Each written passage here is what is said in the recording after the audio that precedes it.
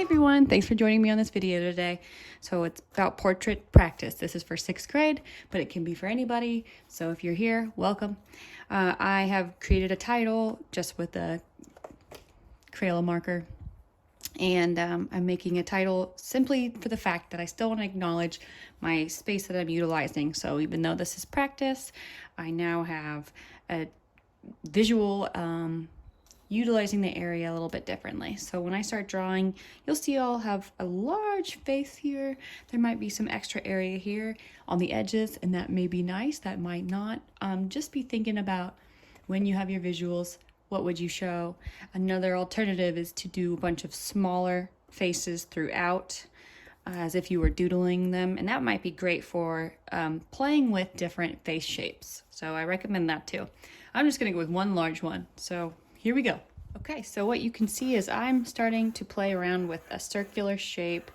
And this is going to be the start of my face. I'm drawing fairly light. My lines are kind of short. I am trying to gauge where I want to make this, how big I want to make it, and if it is equally, I guess you would say it has radial symmetry is what I'm trying to shoot for, symmetry from a central point. So I started kind of small, knew that didn't work, and I got larger. I am not rotating my paper simply for the fact that I want you to be able to see what I'm doing. So I'm moving on. What you're gonna see is after I found the lines that I feel like are appropriate for the size of this paper, the size head I'm wanting to work on, I'm drawing short lines that are longer in shape as if I were to create an oval, and I am drawing them and bringing them in to a central point, which is going to come down here. This is going to locate the chin area. So the circle was to guide the top of my head here, and then I dropped in the sides, disregarding this circle completely. Now they're almost straight now on the sides here, and then I'm going to pull it down and in. Pull it down and in like you're stretching it out. What it's going to kind of look like is an upside down egg. And you would continue that until you get to your peak, your point. You can see that this is using up a lot of space, about 2/3, and then you have a bit extra where you stretched it out, and now we have a chin space. I have erased my lines. Unfortunately, when I went to erase, I managed to grab the paper improperly, and when I did the streak of the eraser, it pulled the paper, and I have this unfortunate crease across mine. So just a heads up, that could potentially happen at any point, and there are some tips for erasing that I failed to use here. That's a follow-up conversation. So here we are. We got our head shape. We're gonna move forward. What we're intending to do is figure out where each facial feature belongs. And to do that, we are going to start with a line of symmetry down the center of our face, as we know that the typical face structure has similar features. So we have one eye here, one eye here. The nose breaks at the center point here, same with the mouth. Ears are equal from each other, and generally the same location. And so this is gonna help us know where to go. So you can see that this is the halfway point. One side looks like the other. You'll do that halfway down the face too. So now we've broken it up into quadrants. They're not really that, it's just going to help us know where to place stuff. In fact, this line is actually going to be our eye line, and I'm going to go ahead and begin drawing another guide that will help us. If you could perceive humans a little bit more silly like a spider, you could find out that we would have about 5 equal eyes fitting across our face. Look at that first one. It is on that central point here. What I'm doing is I'm measuring out 5 equal shapes, and I can kind of see that they are similar. And this is going to tell me where to place the eyes, of which now I know where the eyes really are is here and here. So I'm going to erase the ones we don't need. Once you have those, we'll come back to that. We're gonna move on now to the nose. So we broke the face into 2 pieces halfway. Now we're gonna do that same thing from eye to chin. Find the halfway point, and we're going to draw a line, and you can check by using your fingers just as I am. trying not to move them. Labeling, because that is often how I utilize guides. I make sure I have other references just as checkpoints, essentially. So I now know, I can confirm this is a nose line because I wrote it. You, again, could come up with variations. And if you're doing the tiny portraits, then you wouldn't have these probably. But this is my preference. So we have that location. One of the things you can know about is that generally the location of the inner eyes kind of tells you where the maximum width would be for your nose. So I've drawn some lines down from that section to show me how wide I might go with that nose shape.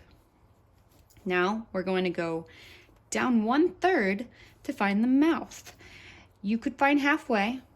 I think that's easier, and then you can utilize that as a measurement to go up to find what might be 1/3. I've taken this shape of a circle to break up the nose to chin area into 3 equal spaces, and between the first 2 would be generally where your mouth line would be. So I'm going to label it, erase these, and continue on in just a moment. We have that. Another line to draw from your eyes is down the center of the eye to the mouth. Might look a little creepy. It is actually your maximum width for your mouth typically as well. So I'm going to use that. We're going to jump over now to the eyebrows though. So eyebrows are going to be obviously above your eyes, and you're going to see that they can vary how close they are. There's no measurement that I have to share about how close you go. I would just be thinking we have eyelids to acknowledge, and then there's typically a little bit of distance for a lot of us between that and our eyebrows.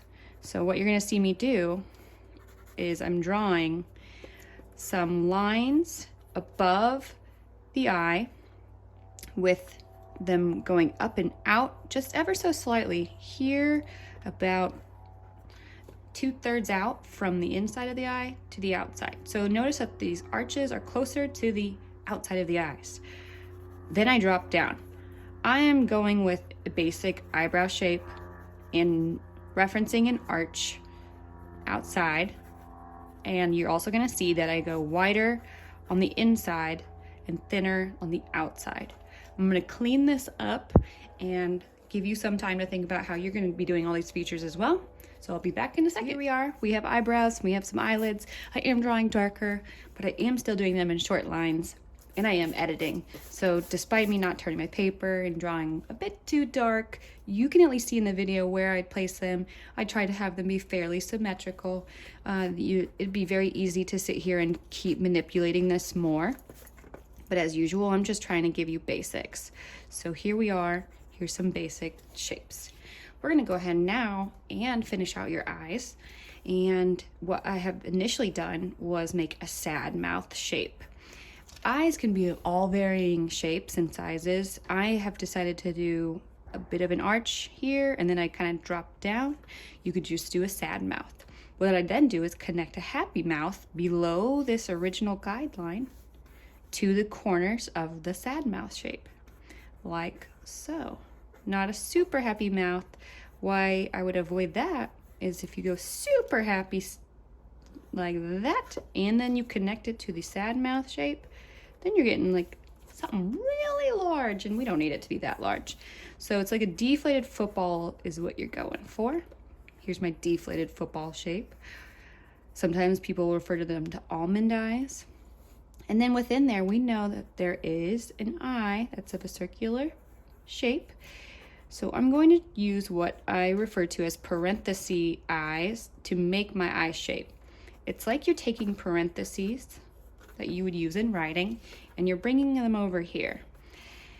That is your area for your iris, which is the colored part, which then leaves us with the pupil. Now you could show the whole pupil, or you could have it be slightly raised. In my case, I'm going to have it be visible, and there's quite a bit of it, and I made it fairly large. You get to think about how big your pupils go. That would be because of some drawings I'll show in a second on the side. You can kind of see what I'm getting at. Reference to something too large. another reference to things we're trying to avoid. So these are the pupils. I feel like if you go too small or you go too big, it starts to get pretty creepy. And if you're wanting to try creepy, technically this is practice, so you could. So enjoy that if you like.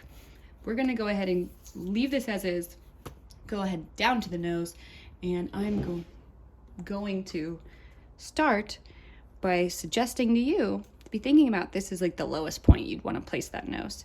So I am drawing a little bit of a tiny happy mouth just to give me an idea of where I'm going. And I'm going to create some nostrils. Now the nose is a pretty tricky thing, so I'm going to show you variations that you could do, but I'm going to show you what I would kind of expect and I would hope for. So again, we'll zoom on in. In the nostril, I like to draw a flat line that goes out from that center point, where on the outside it gets a little bit thicker. And so if I were to zoom in, you would see it kind of like this shape. So we're going to suggest that this is the nostril shape. It's like a teardrop that's sideways, that's kind of flat with an extended section, almost like a tadpole. And this is my nostril shape. Then from there, we're going to add the sides of the nose. And then again, I'm acknowledging these guidelines here. So I'm going to erase them a little bit. And I'm going to go really closely underneath the nostril and up and around. Not going to give you too much definition. If I were to zoom in again over here, you're going to see it makes another parenthesis shape. And depending on how curvy they are, or how tall they are, or how far out the angle, or how far in the angle, or how curved you go up above like this, like you make a little hook, you can get all kinds of noses. I'm going to mess with this nose a bit more, and then we'll continue on.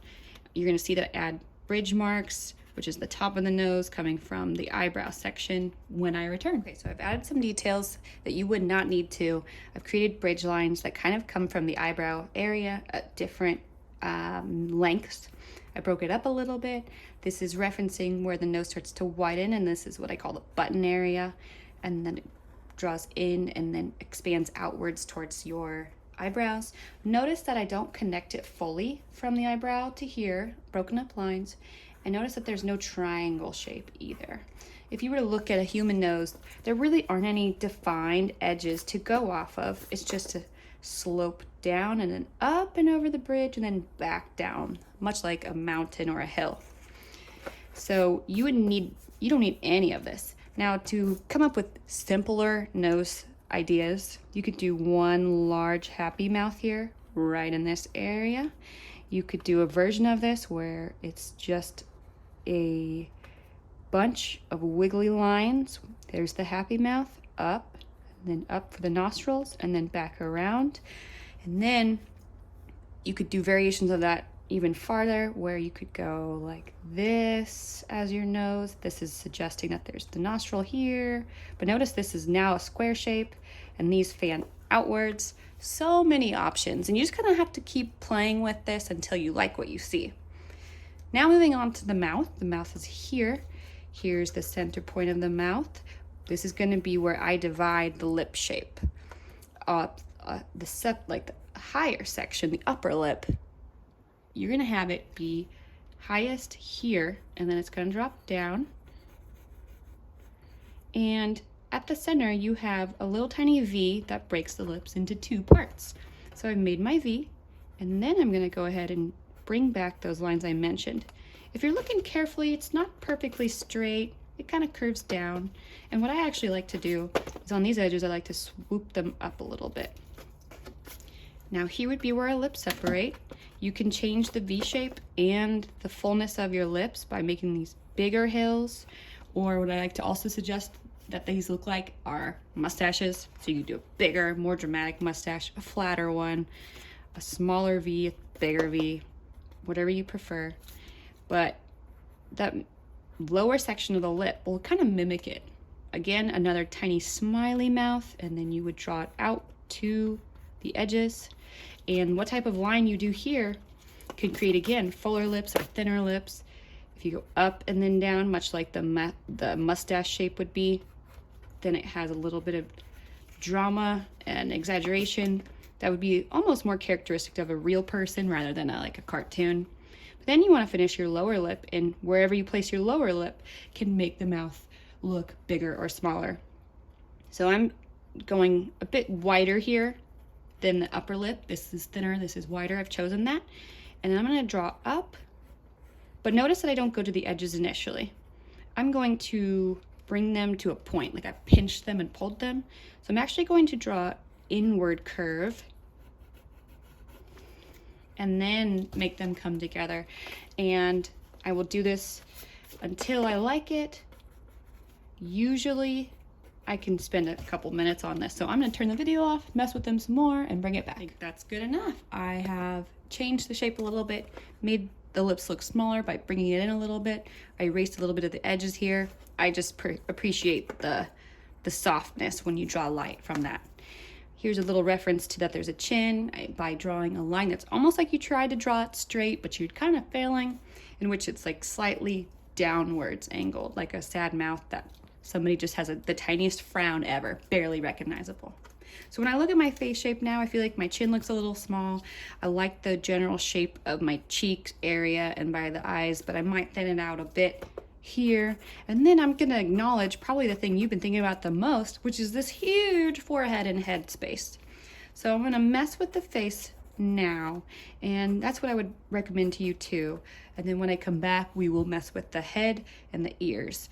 And by head, I mean this section. Okay, so I messed with the shape a bit more.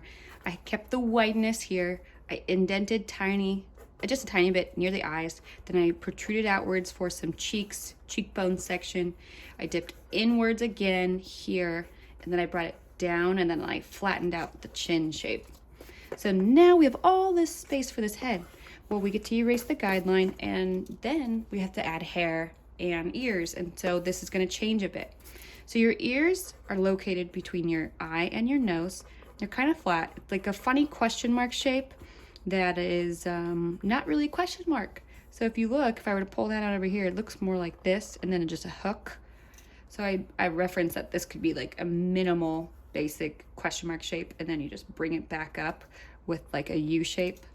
So you would do that over here. Now the wider you go, you know, like the bigger the ears would look, and that would be fine. You can play with that just as much as anything else.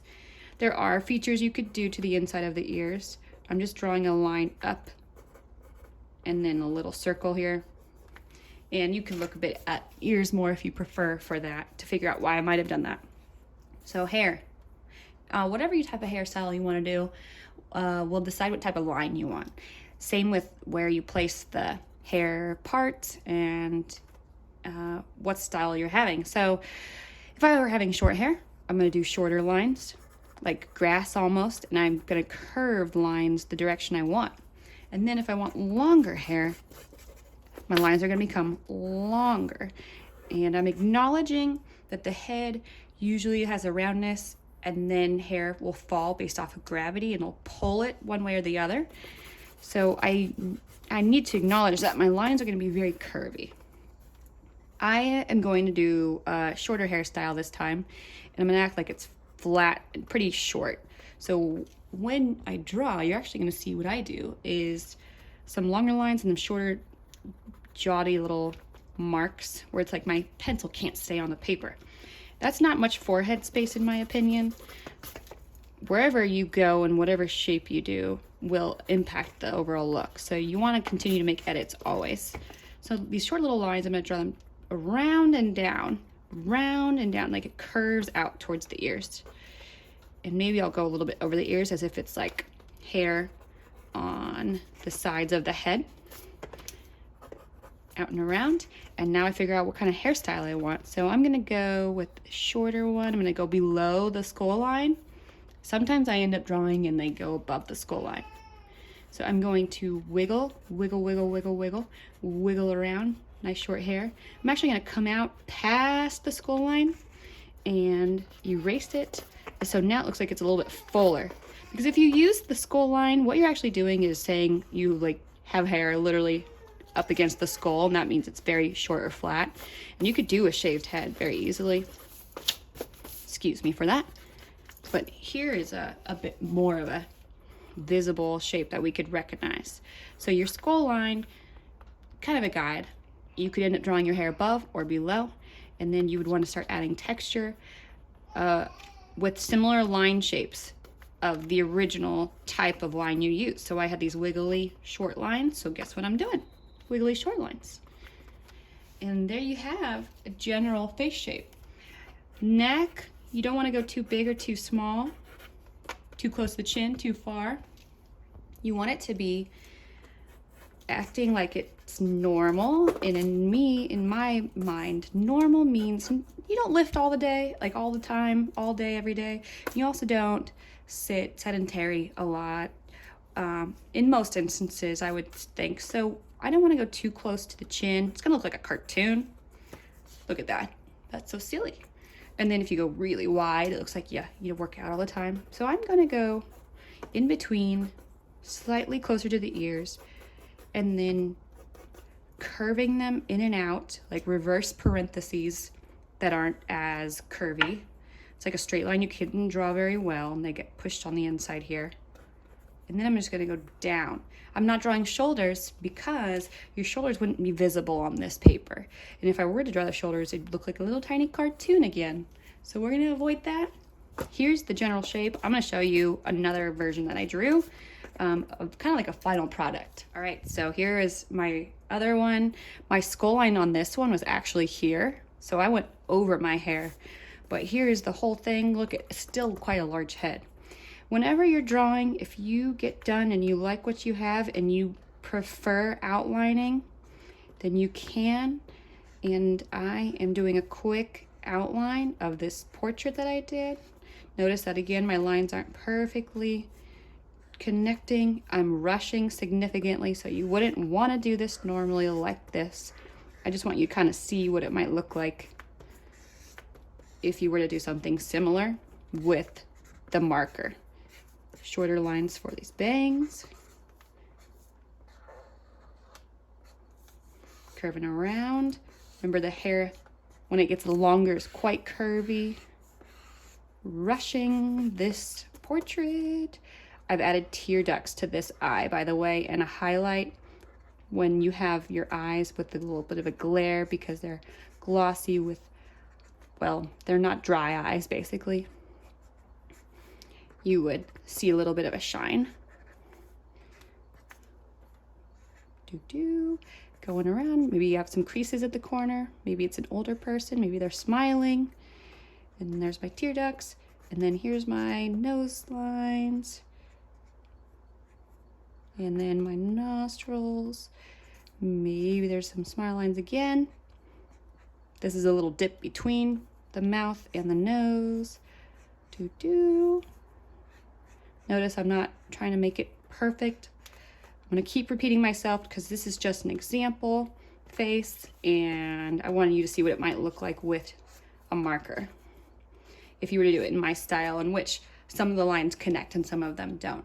But then here I could decide if I like it like this, if I prefer it in pencil, if I want to try color, and so forth. So hopefully you're able to pause this video and play with your own face and eventually get something that you like. And if not, you generally at least have a starting point and you have practiced doing a portrait. And I do recommend larger scale.